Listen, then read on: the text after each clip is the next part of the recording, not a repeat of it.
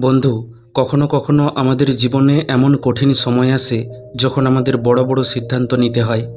কিন্তু সেই সময় আমরা এটা বুঝতে পারি না যে এই সিদ্ধান্ত আমাদের জীবনে ঠিক কীরকম প্রভাব ফেলবে, আমাদের জীবনে খুশি নিয়ে আসবে না দুঃখ।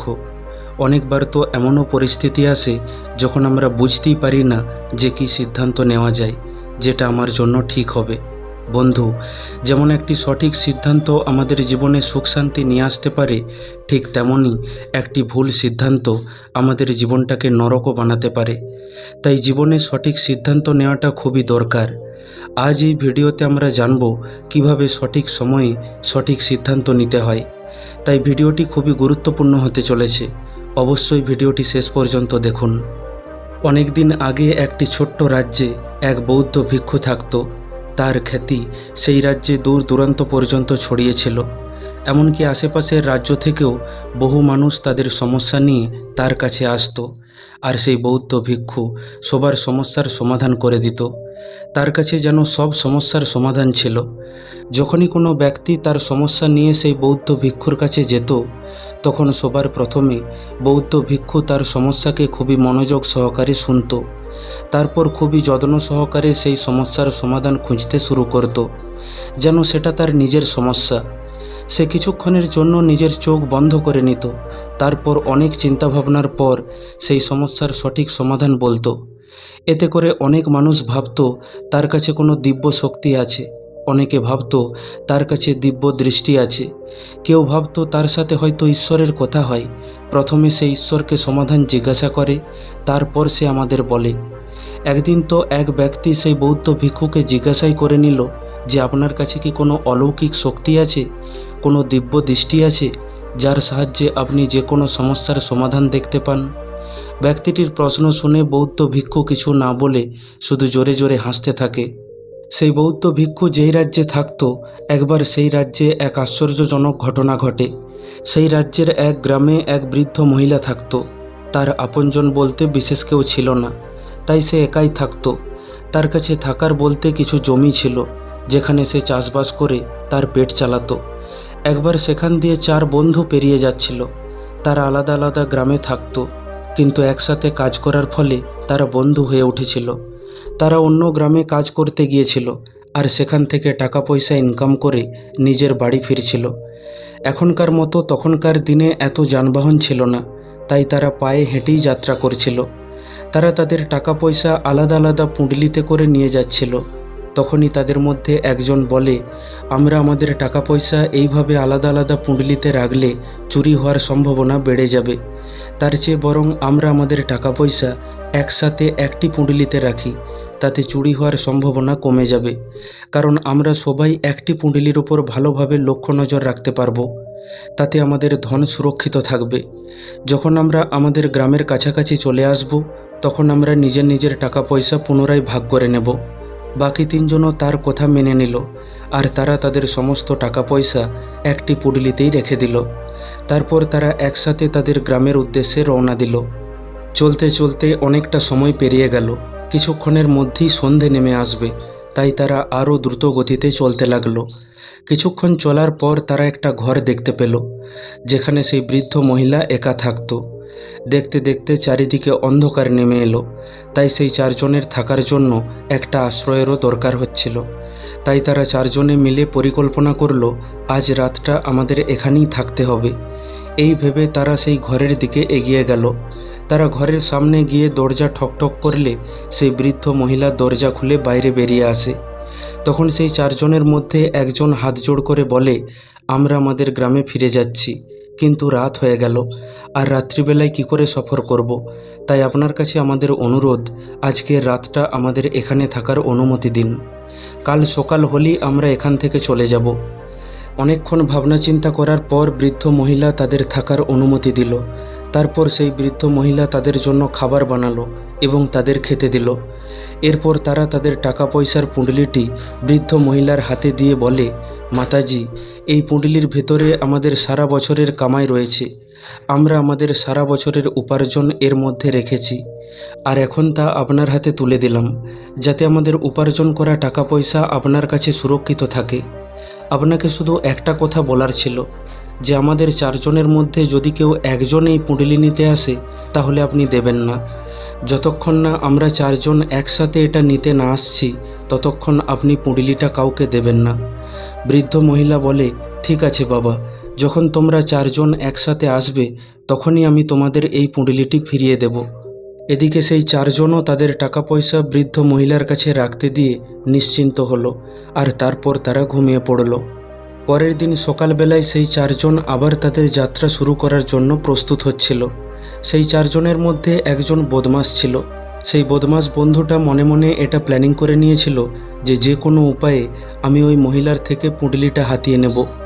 তাই সে বাকি তিনজনকে বলল, দেখো, এই বৃদ্ধ মহিলা আমাদের এত খাতির যত্ন করলো, খাবার খাওয়ালো, শোয়ার জন্য বিছানা দিল, কিন্তু আমরা তার জন্য এখনও কিছুই করলাম না। এই বৃদ্ধ মহিলা একাই মাঠে কাজ করে, আমরা এখান থেকে যাওয়ার আগে তাকে একটু সাহায্য করতে পারি না? বাকি তিনজন তার সাথে একমত হলো আর ভাবলো বৃদ্ধ মহিলাকে আমাদের একটু সাহায্য করা দরকার। তাই তারা মাঠে চলে গেল আর সেখানে কাজ করতে শুরু করলো। কিছুক্ষণ কাজ করার পর সেই বদমাশ বন্ধুটা বাকি তিনজনকে বলে, বন্ধু, আমার খুব জোর পিপাসা পেয়েছে, আমি বৃদ্ধ মহিলার থেকে একটু জল নিয়ে আসি। বাকি তিনজনও বেশ ক্লান্ত হয়ে পড়েছিল আর তাদেরও জল পিপাসা পেয়েছিল, তাই তারা তাকে যাওয়ার অনুমতি দিল আর তাদের জন্য জল নিয়ে আসতে বলল। যখনই সেই বদমাশ বন্ধুটি বৃদ্ধ মহিলার কাছে পৌঁছালো তখন সে বৃদ্ধ মহিলাকে বলল, মাতাজি, এবার আমরা চলে যাব, তাই আমাদের পুঁটুলিটি আমাদের ফিরিয়ে দিন।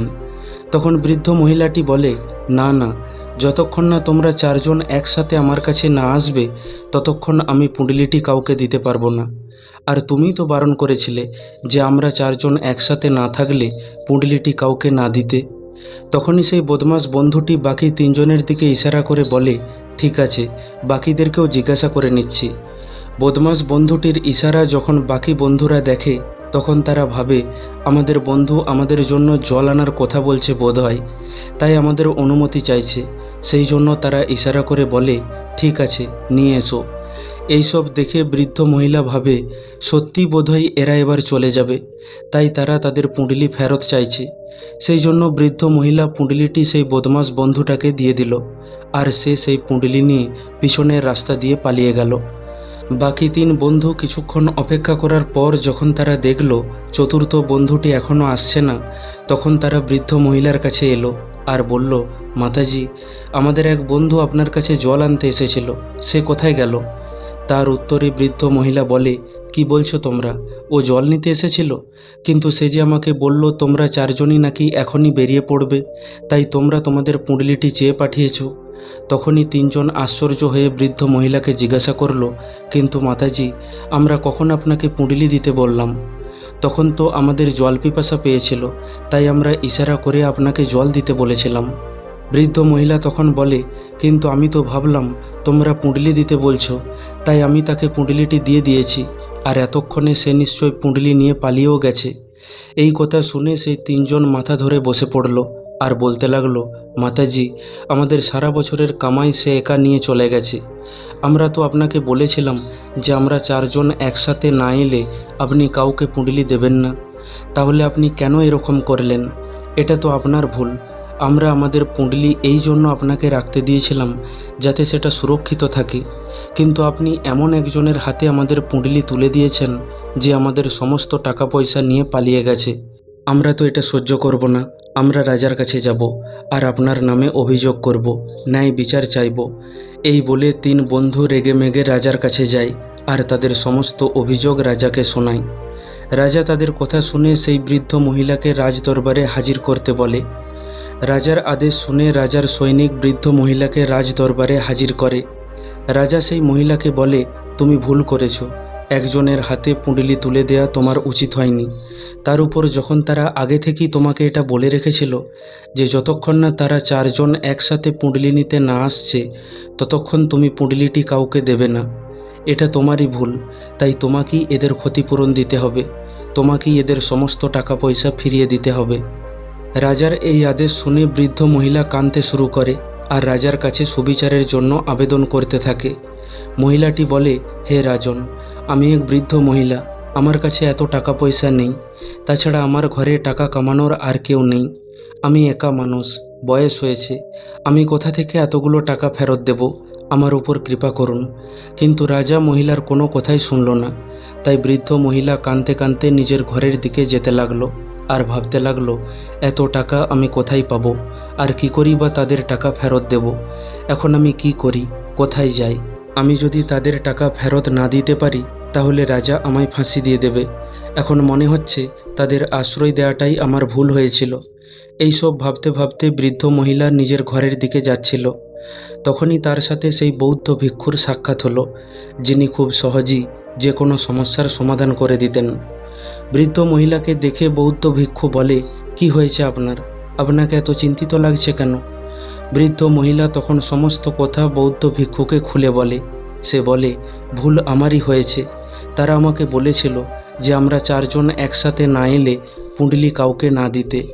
আমারই বুদ্ধি লোপ পেয়েছিল যে আমি একজনের হাতে পুঁটলিটি তুলে দিয়েছিলাম, আর সে তাদের সমস্ত টাকা পয়সা নিয়ে পালিয়ে গেছে। কিন্তু এখন আমি এটা বুঝতে পারছি না যে এত টাকা আমি কোথায় পাবো। এদিকে রাজাও আদেশ দিয়ে দিয়েছে যে আমাকেই তাদের সব টাকা ফিরিয়ে দিতে হবে, না হলে আমার শাস্তি হবে। এখন আমি এত টাকা পয়সা কোথা থেকে জোগাড় করব? আমি কিছুই বুঝতে পারছি না। বৌদ্ধ ভিক্ষু তখন বলে, আপনি এত চিন্তা করবেন না, আমি কোনো একটা রাস্তা বের করছি। এই বলে বৌদ্ধ ভিক্ষু সেখানেই বসে পড়ে আর কিছুক্ষণ চোখ বন্ধ করে ভাবতে থাকে। বেশ কিছুক্ষণ চুপচাপ থেকে সমস্যার সমাধান খোঁজার চেষ্টা করে। তারপর চোখ খুলে বলে, মাতাজি, রাজার সিদ্ধান্তে ভুল আছে। এই কথা শুনে বৃদ্ধ মহিলা চুপচাপ বৌদ্ধ ভিক্ষুর মুখের দিকে তাকিয়ে থাকে। বৌদ্ধ ভিক্ষু সেই মহিলাকে বলে, রাজ দরবারে যাও আর রাজাকে বলো আপনার বিচারে ভুল আছে। প্রথমে তো মহিলার সাহসই হচ্ছিল না যে এত লোকের মাঝে রাজাকে কি করে বলবো আপনার সিদ্ধান্তে ভুল আছে। তারপর বৌদ্ধ ভিক্ষুর বলাতে সে কোনো রকমে রাজ দরবারে যায় আর ভয়ে ভয়ে রাজাকে বলে, হে রাজন, আপনার বিচার ভুল। এই বলে মহিলা ভয়ে সব কিছু সত্যি সত্যি বলে দেয়। বৃদ্ধ মহিলার কথা শুনে রাজা ভীষণ রেগে যায় আর বলে, কে এই বৌদ্ধ ভিক্ষু যে আমার বিচারকে ভুল বলেছে? তার কেন এমন মনে হয়েছে যে আমি সঠিক সিদ্ধান্ত নিতে পারিনি? আমি প্রতিদিন কত সিদ্ধান্ত নিই, কিন্তু আজ পর্যন্ত কেউ আমার বিচারকে ভুল বলতে পারেনি। তারপর রাজা তার সৈনিকদেরকে বলে, ঠিক আছে, সেই বৌদ্ধ ভিক্ষুকে রাজদরবারে নিয়ে এসো। যদি সে ঠিকঠাক যুক্তি দিতে না পারে তাহলে আজই আমি তাকে ফাঁসি দিয়ে দেব। ধীরে ধীরে এই খবরটা সারা রাজ্যে ছড়িয়ে গেল। সবাই এটা জানার জন্য কৌতূহল ছিল যে বৌদ্ধ ভিক্ষু কী যুক্তি দিয়ে এটা প্রমাণ করবে যে রাজার সিদ্ধান্তে ভুল আছে। কিছুক্ষণের মধ্যেই রাজার সৈনিক সেই বৌদ্ধ ভিক্ষুকে রাজদরবারে নিয়ে এলো। রাজদরবারে সবাই উপস্থিত ছিল। বৌদ্ধ ভিক্ষুকে দেখে রাজা বলে, হে মহাত্মা, আপনার কেন এমন মনে হলো যে আমার বিচারে বা আমার সিদ্ধান্তে ভুল আছে?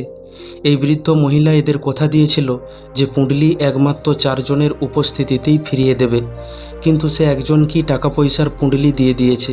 তাহলে সে তার কথা রাখেনি। পুঁটলি কোনো একজনকে দেওয়া তার উচিত হয়নি। তাই এই মহিলাকেই এদের টাকা পয়সা ফিরিয়ে দিতে হবে। আমার এই সিদ্ধান্তে কি ভুল আছে? তখন বৌদ্ধ ভিক্ষু খুবই বিনম্রতার সাথে বলে, হে রাজন, এটা আপনার সিদ্ধান্ত, কিন্তু আমি এই বিষয়ে কিছু বলতে চাই। রাজা বলে, বেশ, বলুন কি বলতে চান। বৌদ্ধ ভিক্ষু তখন বলে, কোথায় এটা হয়েছিল যে পুঁটলি একমাত্র চারজনের উপস্থিতিতেই দেওয়া হবে, কিন্তু এখানে তো কেবল তিনজন রয়েছে, আরেকজন কোথায়? এদের বলুন চতুর্থ বন্ধুকে নিয়ে আসতে, তবেই এরা এদের টাকা পয়সা ফিরে পাবে। আর কোথাও এটাই হয়েছিল যে যতক্ষণ না তারা চারজন একসাথে আসছে ততক্ষণ তাদের টাকা পয়সার পুঁটলি কাউকে দেয়া যাবে না। তাই এরা যদি এদের টাকা পয়সা ফিরে পেতে চায় তাহলে এদের বলুন প্রথমে চতুর্থ বন্ধুকে নিয়ে আসতে। বৌদ্ধ ভিক্ষুর এই কথা শুনে রাজদরবারে উপস্থিত সকলেই খুব খুশি হয়ে ওঠে আর বৌদ্ধ ভিক্ষুকে সাপোর্ট করতে শুরু করে। সবাই বৌদ্ধ ভিক্ষুর উপস্থিত বুদ্ধির প্রশংসা করতে থাকে। রাজাও বৌদ্ধ ভিক্ষুর সামনে মাথা নত করতে বাধ্য হয়। তারপর রাজা সেই বৌদ্ধ ভিক্ষুকে জিজ্ঞাসা করে, এই কথাটা আমার মাথায় আসেনি কেন? আমি ব্যাপারটা নিয়ে এইভাবে ভাবলাম না কেন? তখন বৌদ্ধ ভিক্ষু বলে, হে রাজন, আপনি ব্যস্ত মানুষ, আপনার আরও অনেক কাজ থাকে, তাই আপনাকে তাড়াতাড়ি সিদ্ধান্ত নিতে হয়। সেই জন্যই এই ব্যাপারে আপনি এত গভীরভাবে চিন্তাভাবনা করেননি হয়তো। আপনিও যদি গভীরভাবে ভাবতেন তাহলে আপনিও এই সিদ্ধান্তেই পৌঁছাতেন। আসলে যতক্ষণ না আমরা কোনো সমস্যার গভীরে যাচ্ছি ততক্ষণ আমরা সেই সমস্যার সঠিক সমাধান বের করতে পারবো না, সঠিক সিদ্ধান্ত নিতে পারবো না। লোকে আমাকে জিজ্ঞাসা করে, আপনার কাছে কি কোনো দিব্য শক্তি আছে? আমি বলি না, আমার কাছে কোনো দিব্য শক্তি বা কোনো দিব্য দৃষ্টি নেই। আমি কেবল যে কোনো সমস্যাকে মন দিয়ে শুনি আর তারপর শান্ত মনে সেই সমস্যার সমাধান খোঁজার চেষ্টা করি। যখন আমি সমস্যাকে নিয়ে গভীরভাবে ভাবনা চিন্তা করি তখন একাধিক সমাধান আমার সামনে আসে। সেখান থেকে যেটা সবচেয়ে ভালো হবে সেটাই আমি মানুষকে বলি। তাই আমার নেওয়া সিদ্ধান্ত সঠিক হয়। কিন্তু আমরা জীবনের বেশিরভাগ সিদ্ধান্ত তাড়াহুড়ো করেই নিয়ে থাকি। কিন্তু একটা কথা আমাদের মনে রাখতে হবে যে একটি ভুল সিদ্ধান্ত আমাদের জীবন বরবাদ করে দিতে পারে, ঠিক তেমনি একটি সঠিক সিদ্ধান্ত আমাদের জীবন গড়ে দিতেও পারে। তাই যে কোনো সিদ্ধান্ত আমাদের একটু সময় দিয়ে ভেবেচিন্তে নেওয়া উচিত। বন্ধু, আশা করি ভিডিওটি থেকে আপনি কিছু শিখতে পারলেন। ভিডিওটি কেমন লাগলো কমেন্ট করে অবশ্যই জানান। ভালো লাগলে লাইক করে দিন আর আপনজনের সাথে শেয়ার করে নিন। প্রতিনিয়ত এই রকম শিক্ষামূলক কাহিনী পেতে এখনই আমাদের চ্যানেলটিকে সাবস্ক্রাইব করে পাশে থাকা বেল আইকনটিকে দাবিয়ে দিন। খুব তাড়াতাড়ি ফিরে আসব অন্য একটি শিক্ষামূলক ভিডিও নিয়ে। ভালো থাকবেন। ধন্যবাদ।